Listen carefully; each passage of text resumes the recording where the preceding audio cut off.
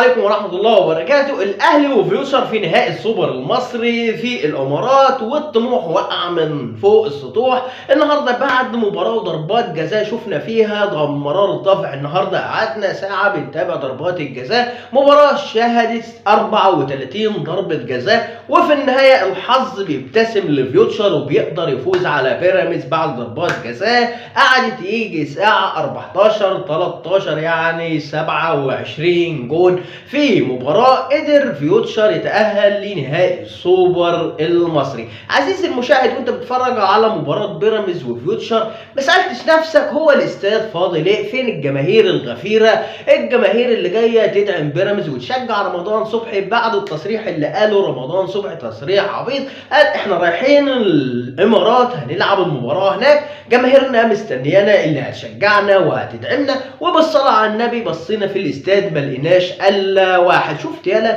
يالا الجماهير بتاع النادي الاهلي، يالا الاهلي بيروح السعوديه بيلقى الجماهير وراه، بيروح الامارات بيلقى الجماهير وراه، بيروح قطر بيلقى الجماهير وراه، والجماهير اشكال والوان وزي ما قولوا من جميع الطوائف. النادي الاهلي جماهيره حاضره في كل مكان بيروحوا. نادي الاهلي الاكثر جماهيريه، النادي الاهلي بعد الفوز على سيراميكا كليوباترا النهارده في الدقيقه 95 بهدف الحراق طبعا امام عاشور في الدقيقه 95، والنيران صديقه النهارده من لاعب سيراميكا كليوباترا. النادي الاهلي بيصعد لنهائي السوبر المصري عشان يواجه فيوتشر اللي خرج بيراميدز النهارده. ويا عيني عليك يا طموح، سهل جدا ان انت تبقى عندك لعيبه بملايين، صعب ان انت يكون عندك لعيبه بتلعب بروح وبحماس وبتلعب بتيشيرت النادي وشخصيه النادي حاضره ويلعبوا على بطوله. سهل جدا يكون عندك رمضان، عندك عبد الله، صعب يكون عندك امام، عندك حسين الشحات، عندك كهربا.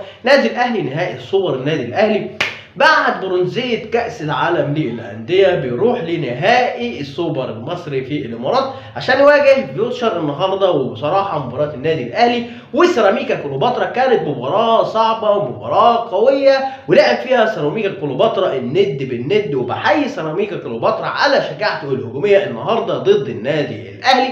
لكن في النهاية بطبيعة المباراة واحد بيسألني بيقول له انت عاملين ايه يا حسن؟ قلت له احنا ملوك ال90 طبعا. وفي النهاية الاهلي بيقدر يسجل هدف الفوز، الهدف الوحيد في المباراة في الدقيقة 95 بأقدام من مجهود كبير من امام عاشور من نص الملعب لحد المرمى، وطبعا هدف جاي من أقدام يعني صديقة من لاعب سيراميكا كليوباترا عشان الحظ يبتسم للنادي الاهلي. بدل ما نروح لضربات جزاء ونوجع لدماغنا، خلصنا الموضوع ولخصنا الموضوع، وامام نهاها. وهدف امام ده طبعا هيعمل حرقان لناس كتيره جدا. معاكم حسن نور، ودي قناتي على اليوتيوب، فضلا وليس امرا الاشتراك في القناه، تفعيل زر الجرس عشان يوصلكم كل جديد. وطبعا لو عجبك الفيديو يا ريت لايك حلو كده من ايدك الحلوه، وتابعنا لنهايه الفيديو وصلى على النبي، ونبدا الفيديو على بركه الله. قبل ما ندخل في ماتش النادي الاهلي وسيراميكا كليوباترا خلينا نروح بس كده لمباراه بيراميدز وفيوتشر. انا كنت اتمنى النهارده فوز بيراميدز، والله العظيم انا كنت عايز بيراميدز يفوز. في حد بيشجع يعني فريق ما بيحبوش، انا ما بحبش بيراميدز، بس عايز بيراميدز يفوز النهارده عشان الاهلي يرنوا علقه في نهائي السوبر وياخد منه نهائي السوبر. عشان كده الواحد يستمتع بمباراه بين بيراميدز وبين النادي الاهلي، وتكون البطوله ليها طعم بعد ما ناخد البطوله من بيراميدز طبعا. لكن فيوتشر الحمد لله قام بالواجب النهارده. مباراه انتهت في الوقت الاصلي وفي 90 دقيقه بالتعادل السلبي 0-0، وراحوا لضربات الجزاء. طبعا كل فريق سدد 17 ضربه جزاء، وكل فريق اللي سجل 14 فيوتشر، وبيراميدز سجل 13 هدف. في النهايه فيوتشر بيحسم المباراه، بيحسم اللقاء. فيوتشر مصمم ان هو يروح يكون طرف في نهائي السوبر عشان يواجه النادي الاهلي اللي كان بيلعب امام سيراميكا كليوباترا وقدر يفوز على سيراميكا كليوباترا 1-0. انا ما انبسطتش قوي ولا انبهرت ان هواجه فيوتشر، لا انا كنت عايز بيراميدز فريق كويس بس انا عايز ياخد منه بطوله نهائي السوبر. طبعا معظم الناس كانت متوقعه مباراه سهله لفيوتشر، فيوتشر يقدر يفوز، فيوتشر في دوري ابطال افريقيا، فيوتشر عنده مجموعه مميزه من اللعيبه ما شاء الله. رمضان بيمدح في نفسه بيقول الجماهير والعك والوش.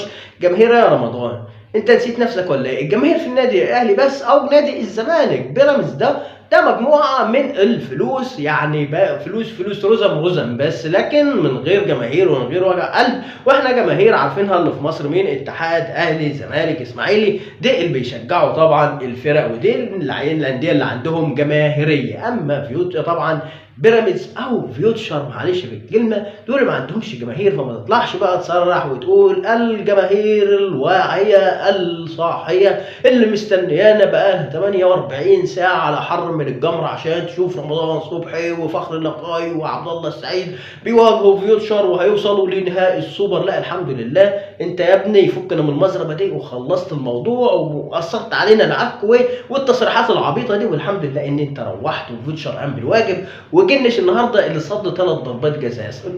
جنش طبعا صمم وقال لك ايه، مش انا اللي هخش فيها 17 ضربه جزاء، ليا راي تاني، ليا راي ان بيراميدز ما يقعدش في الامارات ويروح. الراجل ده اهو والنادي ده اهو باللعيبه دي، اللعيبه الثقيله طبعا تروح على مصر، مش وش نهائي امام النادي الاهلي. والحمد لله فيوتشر لعب مباراه كويسه جدا وقدر يفوز على بيراميدز. لخص علينا الموضوع ولخص علينا الحوارات، ونروح بقى لمباراه سيراميكا والنادي الاهلي. انا استمتعت بمباراه طبعا سيراميكا والنادي الاهلي. واضح جدا ان سيراميكا بيمتلك مجموعه مميزه من اللعيبه.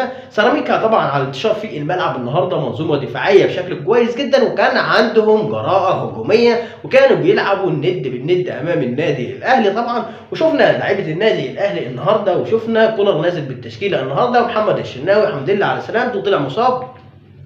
بعد محمد الشناوي في حراسه المرمى طبعا 2 قلوب دفاع، ياسر ابراهيم ومحمد عبد المنعم، والباكات طبعا علي معلول لا غنى عنه ومحمد هاني المونديالي. وفي خط الوسط طبعا مستغني عن مروان عطيه، وبيبدا بامام وكوكا وعمرو السوليه. الحمد لله على السلامه يا عمرو في التشكيل الاساسي. وبيبدا بالخط الهجومي النهارده بيلعب كريم فؤاد مع بيرسي تاو مع طاهر محمد طاهر، وبالصلاه على النبي بيلعب لي طاهر في خط الهجوم. عموما الحمد لله ان المباراه عدت على خير، والحمد لله النهارده الهدف الاكثر متعه الاكثر جمال اللي عامل فيها مجهود النهارده. وسبحان الله لكل مجتهد نصيب، ربنا كافئ امام عاشور ان هو يسجل هدف الفوز النهارده. هدف غالي جدا في دقيقه 95، اجتهد في الكره من نص الملعب، رقص لاعب واثنين، وفي دفعه وفي زقه جامده، استحمل الزقه وبيحطها في المرمى عشان لاعب سيراميكا كليوباترا مصمم ان هو يحطها في الجون. هدف الفوز للنادي الاهلي. احنا يا ابني ملوك ال90 النهارده، النادي الاهلي بيروح لنهائي السوبر. ايوه برونزيه، الاهلي خد برونزيه في كاس العالم للانديه، وبنقول السوبر يا اهلي. تعودنا مع النادي الاهلي لا نكل ولا نمل من البطولات. النادي الاهلي ما بنشبعش معاه بطولات. شفتوا الجماهير يا جماعه، مش جماهير رمضان صبحي 1 أو 2 معزولين عن العالم خالص، وقرروا ان هم اللي يشجعوا بيراميدز ويستحملوا حرقه الدم، وكل يوم بيخرجوا من بطوله. ده مش نادي بطولات، نادي اموال. يعني بصراحة النهاردة أنا استمتعت بالمباراة، لكن أنا في ضياع الفرص أو شكل النادي الأهلي الهجومي أنا مش هعتب على لعيبة النادي الأهلي، أو هلا هعتب على مارسيل كولار. النادي الاهلي يا جماعه بعد طبعا المونديال وبرونزه المونديال والسفر للامارات والسفر من القاهره للسعوديه، اللعيبه طبعا ارهقت في خلال شهر. يعني النادي الاهلي شفنا النادي الاهلي من السوبر ليج راح تنزانيا، وبعد تنزانيا بيروح تنزانيا كمان. النادي الاهلي في السفر ارهق اللعيبه وارهق مجموعه كبيره من اللعيبه. فبعدين انا مش هعتب على النادي الاهلي، اقول النادي الاهلي المفروض النهارده كان يطلع ساكع سيراميكا 3-4. لا، سيراميكا النهارده فريق منظم دفاعيا، فريق منظم في خط الوسط، اللعيبه عندهم جرينتا، اللعيبه صاحيه واعيه، اللعيبه بقالها 15 يوم او اسبوعين ما لعبش كوره، اللعيبه جعانه كوره، جايه تثبت مرات ان هي مش جايه تلعب ماتش كده وبالسلام وتخرج. لا، ده هي جايه تلعب مباراه تمتع الجماهير، تثبت للجماهير ان فريق سيراميكا ده فريق محترم بيلعب كوره، بيلعب قدام الاهلي متجرع على الاهلي هجوميا، بينافس الاهلي. وانا بصراحه كذا مباراه وكذا فرصه وكذا كوره كده كنت قلقان ان سيراميكا كليوباترا يقوم لاسع جول ونايم عليه، لكن الحمد لله ياسر ابراهيم النهارده عمل اللي عليه وزياده بامانه. ياسر ابراهيم لاعب ممتاز جدا، وانا اتمنى من روي فيتوريا ان هو يكون ياسر ابراهيم موجود في تشكيل المنتخب في افريقيا 2024 اللي هتلعب فيه كوت ديفوار ان شاء الله. بدايتها هتكون يوم 13 واحد باذن الله، ولينا فيديو عن توقعات افريقيا طبعا. لكن خلينا في المباراه النهارده. الشناوي اللي طلع مصاب، والف سلامه على الشناوي. وهفكركم بالفرصه برضو اللي انقذها الشناوي. اللاعب منفرد جدا، طول الكره، لولا الشناوي يقدم واخد الكوره منه والحمد لله. يعني ممكن الكوره دي كان هدف غيرت مجريات الامور. فانا اقول لك الاهلي مش وحش النهارده، الاهلي كويس، لكن سيراميكا كويس، لعب مباراه كويسه جدا. الاهلي جاي من 3 مباريات من المونديال، وقعوه بدنيا، اللعيبه مرهقه من السفر. طبعا مش عايز اي حد كده يطلع ويلت ويعجن يقول لك النادي الاهلي كان اداؤه سيء النهارده، النادي الاهلي ما لعبش كوره. لا، النادي الاهلي يا باشا مستنزف بدنيا، في لعيبه ارهقت عنده. النادي الاهلي سافر السعوديه وجه من السعوديه على الامارات، مفيش راحه للعيبه. اللعيبه مش بقالها مثلا شهر او شهرين ما بيلعبوش كوره. لا، النادي الاهلي مرهق واللعيبه مجهده. فعشان كده الحمد لله قدرنا نحافظ على شباكنا نظيفه النهارده طول ال 90 دقيقه. وامام عمل اللي عليه وزياده وحقق النهارده وسجل هدف الفوز للنادي الاهلي، عشان النادي الاهلي يصعد لنهائي السوبر الافريقي. نهائي السوبر بين الاهلي وفيوتشر لا يحسبه النادي الاهلي ان شاء الله باذن الله، وتكون السوبر على النادي الاهلي، وهيكون باذن الله بقدام امام عاشور الصفقه الانجح بصراحه. يعني امام لاعب ممتاز جدا، لكن يا سلام لو في ثنائيه كده، لو يرجع رضا سليم من الاصابه هتشوف ثنائيه بين رضا سليم وبين امام عاشور. الاثنين بيحبوا بعض في الملعب، بيحبوا يلعبوا كره مع بعض، الاثنين كرتهم متشابهه، الاثنين فاهمين ومنسجمين. يعني هتكون بينهم كيمياء في الملعب. يرجع رضا سليم وتتفرج على امام ورضا سليم في ملعب وخط وسط النادي الاهلي، واشوف النادي الاهلي شكل تاني. والف مبروك فوز النادي الاهلي على سيراميكا كليوباترا، والف مبروك النهارده فوز فيوتشر على الطموح. وسلام يا طموح، سلام يا طموح، سلام يا طموح. كان معكم حسن نور، قناه على يوتيوب، فضلا وليس امرا. الاشتراك في القناه، تفعيل زر الجرس عشان يوصلكم كل جديد. واستنونا في فيديو تاني ان شاء الله. واستنونا وادخلوا القناه واشتركوا وفعلوا زر الجرس، ويا ريت تدعمونا. واستنونا في الفيديو الجاي ان شاء الله. والسلام عليكم ورحمه الله وبركاته.